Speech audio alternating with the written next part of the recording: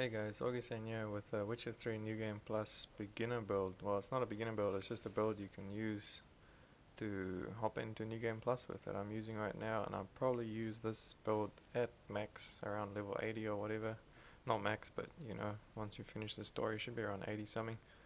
And I'll use the same build, I'll just make a few adjustments to it because I have way more points to spend around, but I'll show you what the build is anyway. This is what I've just started New Game Plus with. It is a light feline build. Does a lot of damage. It's like the real Witcher build. You use all your decoctions, your potions. You use the beast oils. So you've got to know your enemy. You've got to study them. That's great fun. And it does a lot of damage. And it's pretty tanky as well. I haven't died with it yet. Okay, let me show you the gear. I'm just using a Squire Steel Sword because it does have crit chance and damage bonus on it, and the burning in the Earden I guess is cool, but that's not why I use it. And you want to have Severance on both your weapons to increase the range of your whirl by one, and Rend. I don't use Rend, but we use it for whirl. And then the sword, I'm convinced this is the best sword in the game, the Erondite. Each blow generates a charge which increases sword damage by 10%. Charges are lost over time or when receiving damage. A fully charged sword always deals critical hit damage. So that's why you want critical hit damage on all the pieces you can, really. You could get more out of the Manticore set as well if you rock the Manticore set and then you make the enchantment so that it's light armor. But I like the strong attack, increased fast attack damage bonus from Feline. I like that set more, so I do one fast attack and then you do one strong attack to increase all your fast attack damage. And it's only a 40%, but it's 40% adds up to all your other modifiers. Okay, so that is it. Oh, and the potions that we use the Troll decoction, use Ekimara decoction, and Ekinder decoction. And then that meat I just have there because I was messing around. You can swap that around for Thunderbolt or Cat or Tawny Owl or anything you want.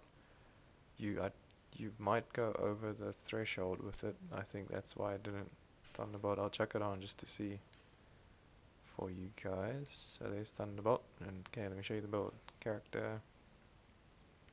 So in the red tree combat we go muscle memory, precise blows, will.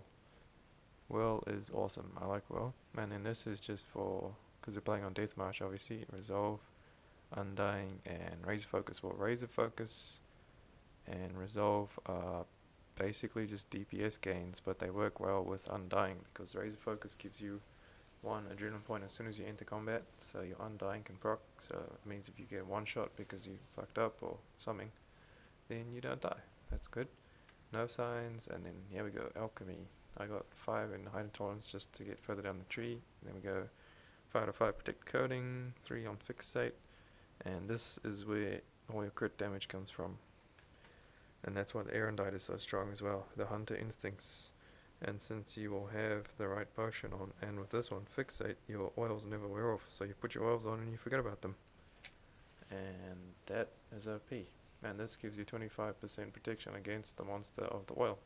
So oils are very good. Do never forget to use your oils, and in deathmatch you should always be using your oils anyway.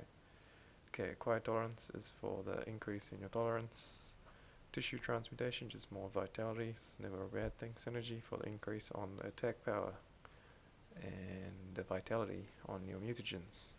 So the mutagens, obviously 2 reds in those ones, and then um, Euphoria is where a lot of our damage comes from as well. Each point of toxicity increases damage dealt by swords and sign intensity by 0.75 to a maximum of 204. That increases the more, what was it, the more you drink them potions. Oh, and I almost forgot the general tab. Obviously we're taking the feline cat school techniques because we're using light armor for more increased crit damage because you can never get enough crit damage, especially with Erendite. That stacks so strong. I'll show you abandoned camp. Let's pop our potions, and then let's see, does Thunderbolt put us over? No, you can use Thunderbolt. Well, there you go, you can use Thunderbolt, I just never need it. So oh, and I'll show you my stats when all our stuff is up. Inventory, character screen. So we're at 5.9 DPS on the silver sword and 4.1 on the steel sword, and that increases even more when you do the strong attack, and then for 5 seconds your other stuff does more damage as well. because of the Feline set. That's why I like the Feline set so much. We're at 10k vitality, pretty tanky. It's pretty hard to die unless you like come up against 20 mages, then you should run away.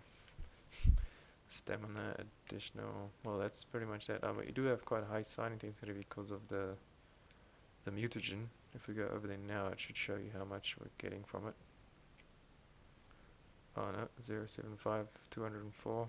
Well, you can do the math, but that's a lot. So I'll show you the build in action. Oh no, I forgot what runes we are using.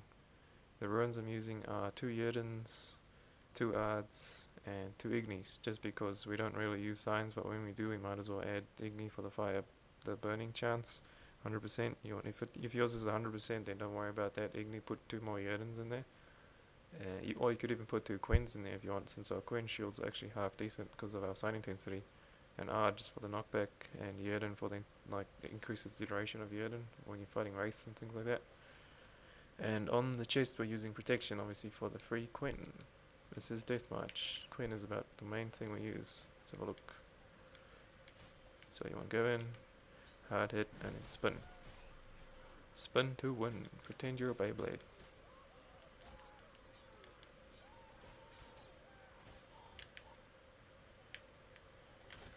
Oh, see, look I'm bad.